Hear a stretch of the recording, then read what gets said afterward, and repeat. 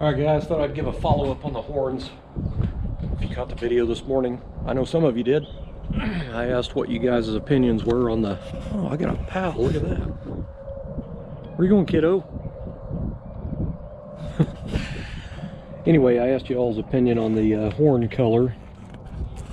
What I meant was keep it in the black color family, but you know, in reality, that's what makes the car world so awesome, because everybody has different ways they do things, and that's why, you know, when people build custom cars, they personalize them, you know, and they come up with some cool shit. But I wanted to keep them in the black family because it's kind of playing off original, and it's not, you know, in your face. It's not like something when you open the hood, and it's not like having pink plug wires. You know, you open your hood at a show and you see pink plug wires. Try to, you know, kind of play it off original, but it still kind of be bold, I guess, a little bit. I don't know what I'm trying to say really, but anyway, so this is what they turned out. They are bolted on and done, other than wiring them up, which is just one wire. But so I kept the flat black on the main housing. I actually did paint them the sim trim black, which is this color, which is like a satin or a matte finish, and I didn't like it. It just blended into it, so I went back over it with flat, and I gotta say I like it better. But that's the gloss cover, and this main bracket here is gloss. Now these brackets, this is all original stuff, but these brackets, I rounded all the corners on those, and I did putty, wiped the entire face of this with putty and went back and blocked it out, primed it and blocked it again. So these are really nice and slick flat, because from the factory they're not very slick. But anyway, I changed all the hardware out to 12-point stainless ARPs to give it detail. And originally these horns mount up high, but when I built my cold air setup, I had to move them down. But when they're up here from the factory, you have like a, you know, several inches of wire, you know, looping out going to the mounting, right? This is where you hook your horn wire to your spade. And anyway, I tried to hide the wiring on this car, so what I did, I drilled a hole right there, I put a rubber grommet in it, and then behind it in this plate is another hole drilled with another rubber grommet. So the wire will come off of this, go into that grommet, back behind it into another grommet, and then around to the back, which will then go into this square tube that I have welded in here. There's the grommet right there. The wire will come out and go straight into that right there, up into underneath here where all the wiring is. So all that will be hidden. Now in this harness, the horn wire is green, but I think I'm gonna splice black into it. That way it'll be a black wire up here, so you don't see a, you know, the wire's green, so I don't want a bright green wire showing on there.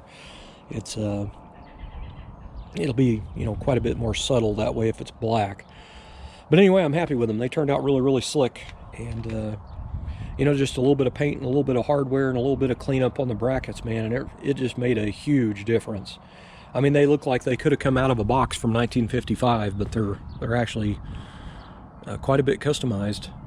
I've got stainless steel spacers back here, in between back there, and 12-point ARPs. This mounting bracket is actually, it's a cast piece, so they're actually like, it's like squished on the back, like you think of as a rivet. So I had to grind to get this bracket off of it. I had to grind the heads off and then drill it out or punch it out. And then that allowed me to actually use actual stainless steel hardware on it. But there's quite a bit of parts, and there's 3 shades of black there. So the main housing's flat black, this is gloss, the main bracket's gloss, but this little plates here and the main piece back behind it is the sim trim black. But that's why I like messing with different shades. It just really makes a huge difference in the end result. But I'm happy with it, man. Really happy with it. So I've kind of worked on my windshield washer jar today, putting it together, and it kind of bums me out because this glass jar was really foggy looking, and I used 4/0 steel wool on it and Windex, and I could not get it real clear and shiny. So what I did was I used an Eastwood glass polishing kit that my dad bought me to use on my back window, which I haven't done yet. Anyway, so the Eastwood glass polishing kit. Now, I worked in a shop, and there was a guy there that I'd seen do this several times with the same stuff, and he always got pretty good results with it. But anyway, it's a kit, and it comes with a felt pad and everything to put in your drill or whatever. Anyway, you're supposed to mix it with water to the consistency of toothpaste, and I used hardly any of that. Like not even a teaspoon of that stuff. So this is going to last a long time. I'll probably end up getting quite a few projects out of this. But anyway, I mixed it up in here, and I did that washer jar with it. And I got to tell you, I didn't spend hardly any time on it, maybe 5 minutes. And when I got done Windexing it, it looked fantastic. But when I put it in here and I put the fluid in it, the sun was right there a while ago, and it created condensation in here. So it made it looks foggy up here, but you can kind of tell here how shiny it is. But that jar looks fantastic with just a little bit of effort. And I probably, after I cleaned it, I was like, well, I could probably hit it again, but I just didn't do it. It's good enough. But man, I'm really happy. But I got that steel tube bolted in there. If you caught the video on this washer jar I did like a month ago or so, that's a steel tube I've made, and it has the siphon plastic piece off of like an 80s model Monte Carlo windshield washer reservoir. But anyway, I painted that tube blue pearl with paint, base coat, clear coat. And that way it kind of hides in there instead of it being black, you know. But anyway, I've got a whole how-to in my playlist. If you click on playlists on my channel, there's some Tri-5 tips in there, and I talk about in detail how to modify one of these to make them work with the aftermarket universal windshield washer pump. But anyway, I'm happy, man. That thing turned out really, really slick. A little bit of paint, a little bit of hardware change.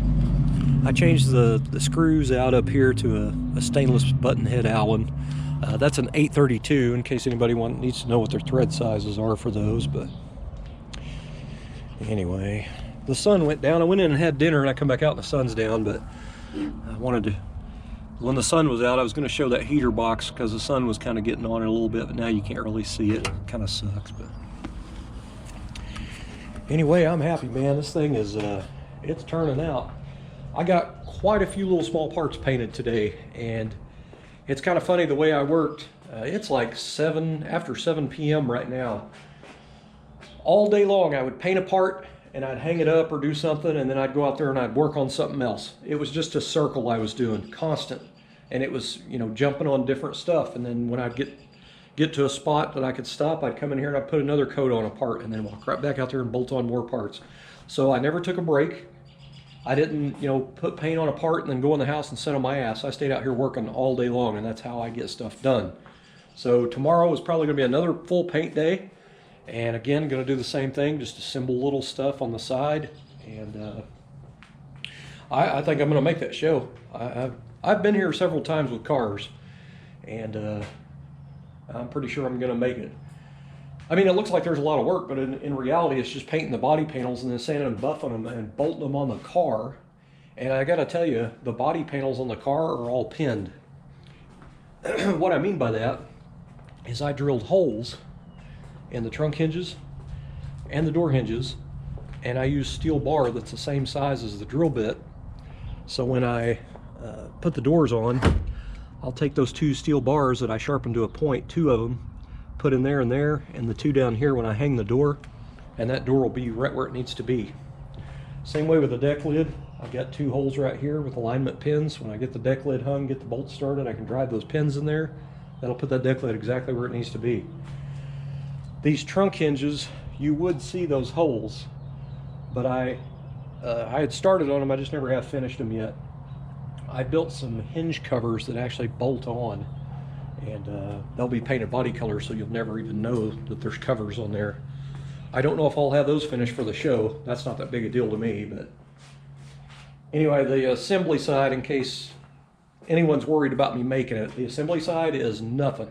That's it's going to go pretty quick, I promise you. This is the downward slide, and it you know, it really has helped for me to do mock-up on the car. The mock-up is key on a build, and especially when you store your parts away after you mock them up and you have to take the car back apart to do all your metal work, body work, paint, and all that. the parts, having stuff in bags and labeled and on shelving units and stuff, it really helps, because you don't have to come out here to put a part on and look for bolts or go buy bolts or do whatever. I can go get that Ziploc, open it up, and put it together.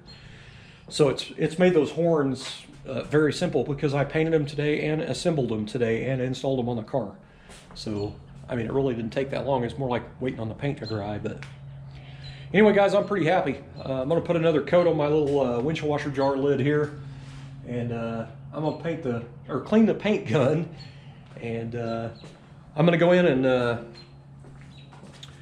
I guess I'll probably take a break for a little bit, and then I'll come back out and work later tonight. I'll probably pull some pretty late nighters for quite a while, probably the remainder of the month. But I still ain't worried, man. I think I can make it. Anyway, guys, thanks for watching. And if you haven't subscribed, please do so. I've got another 55 build coming up after this one.